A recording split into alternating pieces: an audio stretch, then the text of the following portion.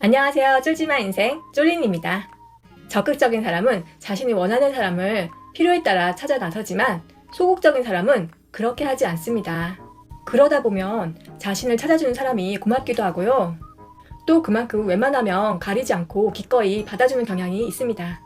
문제는 소극적인 사람들의 바로 그런 특성을 교묘히 이용하는 사람들이 있다는 것입니다.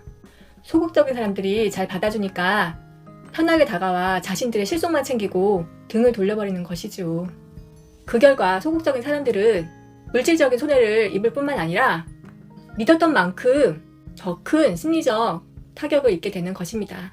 오늘의 주제는요, 소극적인 사람들을 위해 미연에 그런 사람들을 알아보고 구별하는 방법입니다.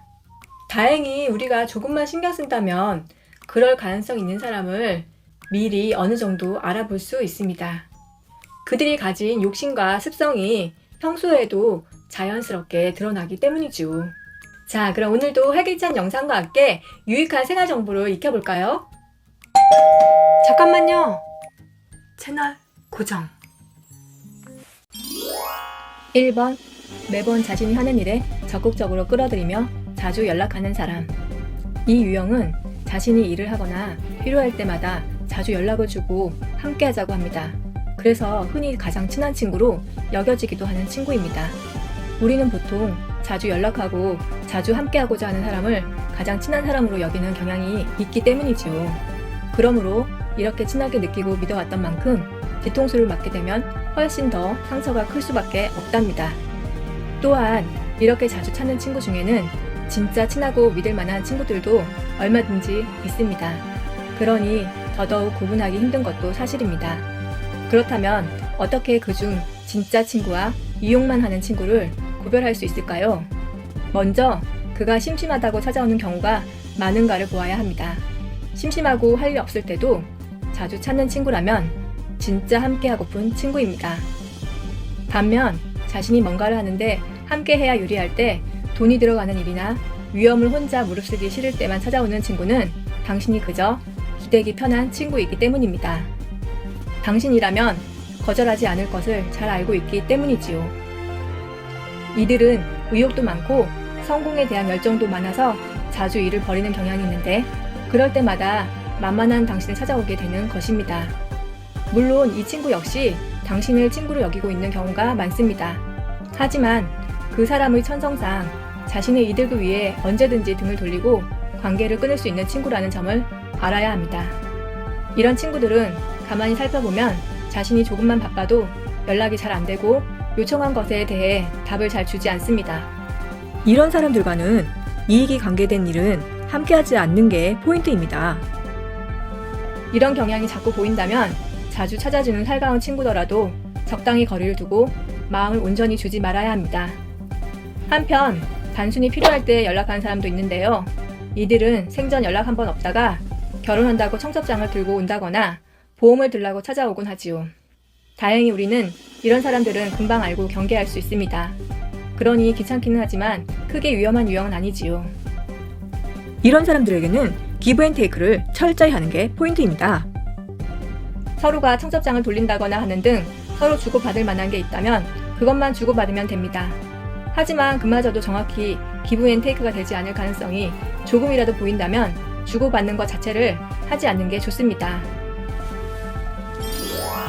2번. 연락 두절이 된 적이 있는 사람. 소극적인 당신이 많은 약속을 하지 않기 때문에 누군가와 약속하면 꼭 지키려고 합니다. 하지만 이용하기에 익숙한 사람들은 그런 약속을 크게 중요하게 생각지 않습니다. 그들이 중요하게 생각하는 약속은 자신에게 이득이 되는 약속뿐입니다. 그들은 특히 자신이 도와야 하는 일, 손해나는 일에는 약속을 안 하거나 약속을 어깁니다. 연락 두절이 되기도 하지요.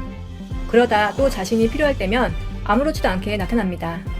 미안하다고 선물을 바리바리 싸들고 오는 경우도 있어서 우리는 쉽게 그들을 용서하고 다시 곁에 두곤 합니다.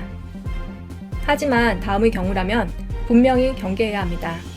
그가 항상 내가 필요한 순간에 약속을 깬다면, 연락이 두절된 경험이 있다면 당신은 그저 이용 대상일 뿐입니다. 이런 사람에게는 철저히 거리를 두고 믿음을 주지 않는 게 포인트입니다. 그래야 상처받지 않을 것입니다. 3번. 은연중에 비난하고 공격하는 사람. 소극적인 사람은 모임에서도 주체적이지 않기 때문에 누군가가 적극적으로 이끄는 모임에 나가는 경우가 많습니다.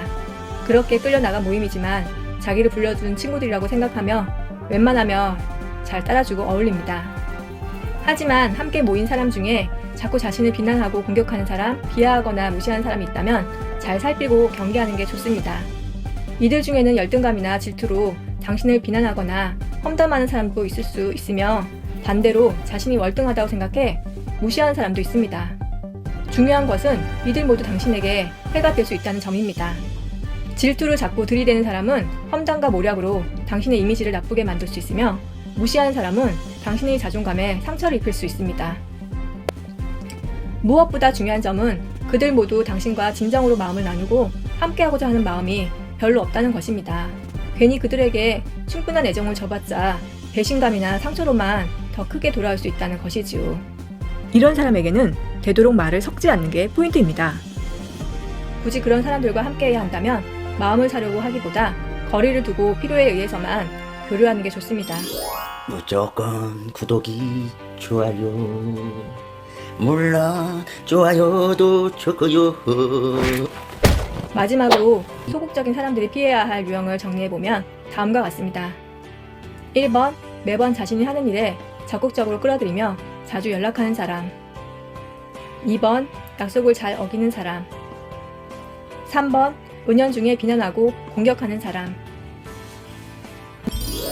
이상의 정보는 제가 직접 경험하고 주변의 많은 분들과 숱한 이야기 과정을 통해 정리한 결과입니다. 100% 정확한 건 아니지만 주변에 많은 분들이 언급한 공통점이므로 알아두셨다가 참고하시길 바랍니다. 그럼 많은 도움이 되시길 바라고요. 오늘도 당당한 당신, 꽃길만 걸으세요.